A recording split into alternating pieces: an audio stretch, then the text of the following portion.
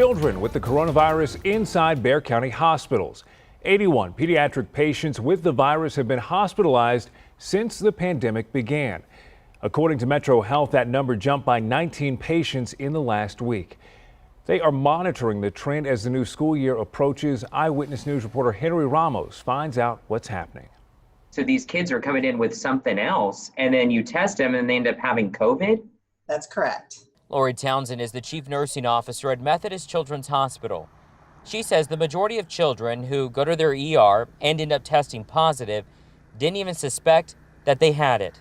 They come in through the ER with either a broken bone or abdominal pain, and we test them because we're going to admit them, and they end up being COVID positive. Since March, she says they have had around 40 kids admitted due to the virus. A few did come in with respiratory problems. The children that we are seeing that have COVID symptoms, which are a smaller number of patients, but those are our adolescents, our 16, 17-year-olds. She says the majority are not ending up severely sick like adults. They haven't had a child on a ventilator, only a couple in ICU care. Bexar County reports since the start of the pandemic, 81 kids have been hospitalized. The number is growing. The fear that everyone has with kids going back to school is they won't have the symptoms, but they may be able to spread it. And concerned for spreading to your parents or to your teachers is what we're all worried about when kids go back to school.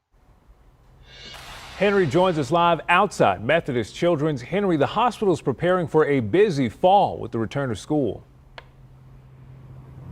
Well, Aaron, overall, the volume is down this summer, which happens every year, though the numbers do go up with the return of school. And this go around is different for hospitals. Listen, they're not only dealing with the coronavirus, there's the flu and other respiratory viruses. Townsend said they're planning, they're getting ready. As she put it, we're preparing for the worst, but hoping for the best. We're live tonight in the medical center. Henry Ramos, KENS 5 Eyewitness News. Henry, thank you.